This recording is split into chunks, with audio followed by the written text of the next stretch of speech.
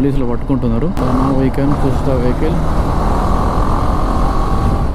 Hey guys, what's up? This is Vikman. Welcome back to the channel everyone. Hope you guys are doing well and enjoying with my stuff. 11:59 in the morning. ఒక నిమిషం అయితే 12 o'clock అవుతుంది. Now I'm heading towards my hometown. బండి కూడా చాలా రోజులు అయింది బయటికి దిగాక. Till now I have completed 50 kilometers. Here we are at the Raikal toll plaza, which is very close to Shadnagar. అంటే పోలీసులు పట్టుకుంటున్నారు. That will be torture for us. ఆపొద్దు అమ్మయ్య ఆపలేదు. ఆపితే ఇంకొక 20 minutes టైం వేస్ట్ అయిపోతుంది.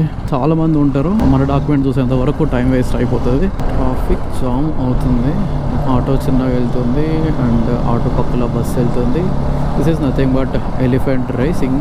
You can overtake from the left. Hello, ఈ బైక్లో పికప్ చాలా బాగుంది. హై స్పీడ్స్లో ఏదైనా వెహికల్ని ఓవర్టేక్ చేస్తున్నప్పుడు వెహికల్ వచ్చేసి లైట్గా ఇలా వాబుల్ అవుతుంది. హై స్పీడ్స్లో క్రూజ్ చేస్తున్నప్పుడు కూడా ఇక్కడ వీటికి బీక్స్ టైప్ ఉంటాయి, ఇక్కడ కింద సైడ్స్కి వీటి ఇట్లా ఊగుతున్నాయి. హై స్పీడ్స్లో ఎక్కువసేపు మేనేజ్ చేయాలంటే కొంచెం వెహికల్ స్ట్రగుల్ అవుతుంది. Can we overtake from the left? Yes we can. Auto fellow coming on the wrong route. ఇలా రావడం వల్ల అనవసరంగా ఆపోజిట్లో వచ్చే వాళ్ళకు చాలా డిస్టర్బెన్స్ క్రియేట్ అవుతుంది. అలాంటి సిచ్యువేషన్స్లోనే రైట్లో ఒక లారీ వస్తూ మధ్యలో ఇంకొక లారీ వస్తున్నప్పుడు ఈ లారీని ఇటు పక్క ఎవడైనా కారు ఓవర్టేక్ చేసి ఫాస్ట్గా వచ్చిండు అనుకోండి, గుద్దేస్తాడు. ఇంకా ఇలాంటి సిచ్యువేషన్స్ ఊహించుకుంటేనే చాలా భయంకరంగా ఉంటాయి. అలాంటిది అల్లారా చూస్తే గలీజ్ ఉంటుంది. ఇంకా హైవేస్లో మ్యాక్సిమం ట్రాఫిక్ వచ్చేసి హెవీ వెహికల్స్ ఒకదాన్ని ఒకటి ఓవర్టేకింగ్ చేసుకునేటప్పుడు మాత్రమే అవుతుంది. చలో have to be in left. ముందర 2 హెవీ వెహికల్స్ పోతున్నాయి. కంటైనర్ని బస్సు లెఫ్ట్ నుంచి ఓవర్టేక్ చేయడానికి ట్రై చేస్తుంది. ట్రాఫిక్ జామ్ ఇవ్వడానికి ఛాన్సెస్ ఉంటుంది, బట్ బస్సు కూడా వెనక్కి వచ్చేసింది. ఇలా కార్స్ వెళ్తున్నాయి. దరిద్రం ఏంటంటే అక్కడ ఒక ఆటో ఉంది. సో ఆటోని స్కిప్ చేయడానికి అని చెప్పేసి బస్సు కూడా రైట్కి వెళ్ళిపోయిండు. And this is the advantage of having a bike.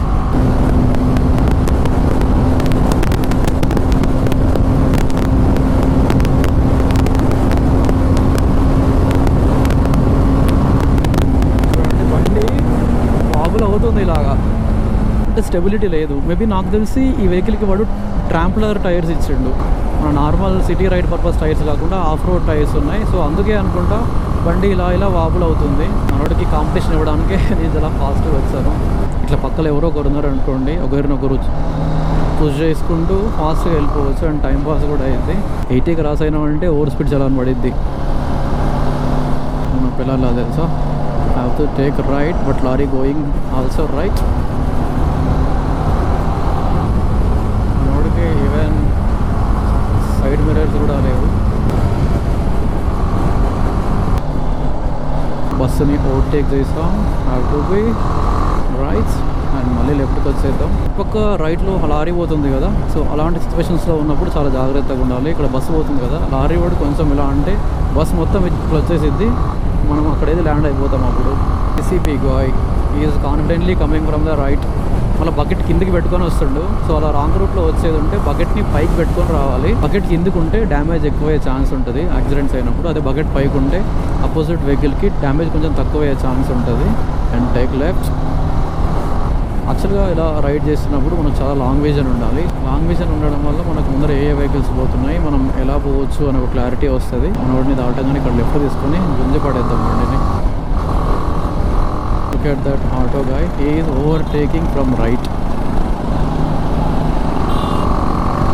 సరే, మీ ముగ్గురు ఏదో పోటీ పడుతున్నట్టే ఉందయ్యా. We can push the vehicle. అంటే మనం కారు కొనగలుగుతాం కానీ ట్రాఫిక్ సెన్స్ కొనలేము. దాన్ని మనం నేర్చుకోవాలి. Just look at that visor. ఆ వైజరే వైబ్రేట్ అవుతూ ఉంది గాలికి. యాక్చువల్గా వైజర్ అనేది చాలా స్టాండర్డ్ ఉండాలి. వైజర్ ఉంటే మెయిన్ రీజనే విండ్ బ్లాస్ట్ తగ్గించడానికి. అలాంటి వైజరే వైబ్రేట్ అవుతుంటే బండి అటు ఇటు ఇంబ్యాలెన్స్ అవుతుంది. Here we are at the toll plaza towards Gadwal. Just look at the auto. It is coming on the opposite side with a pack of passengers. అట్లా passengers చేసుకొని ధైర్యంగా ఎట్లా వస్తారో నాకు అర్థం కాదు. ఈవెన్ దాంట్లో కూర్చున్నాడు కూడా అడగడు పోయి రాంగ్ రూట్లో పోతున్నావు అని చెప్పేసి. పొరపాటున యాక్సిడెంట్ అయిందనుకోండి, అంతమందికి మనం రెస్పాన్సిబుల్ ఉండాలి. మళ్ళీ ఆ ఆటోకి ఇన్సూరెన్స్ ఉందో లేదో కూడా తెలియదు. ఉన్న ఓన్లీ థర్డ్ పార్టీ ఒకటే ఉందనుకోండి, ఆ ప్యాసింజర్స్ గేమ్ క్లైమ్ అవుతుంది. అలాంటి టైంలో ఏమవుతుందంటే పొలిటికల్ లీడర్స్ గేమ్ స్టార్ట్ చేస్తారనమాట. Still need to cover 20 kilometers. మనకు హైవే మీద వచ్చేసి ఇంకొక 5 kilometers. అక్కడ నుంచి we have to take right and just look at the bus over here. By the way this is my bus, you can check the details, which is operating between the Gadwal and Wanaparthy. చాలా ప్రౌడ్గా ఉంటుంది మన వెహికల్స్ని ఇలా మన ముందు చూస్తూ ఉంటే. నేను ర్యాండమ్గా కెమెరా ఆన్ చేసా, బట్ బస్ కనబడ్డది. ఇక్కడికి ఒక 50-60 kilometers సరౌండింగ్స్కి వచ్చినామంటే మా బస్సులు అన్నీ కనబడుతుంటాయి.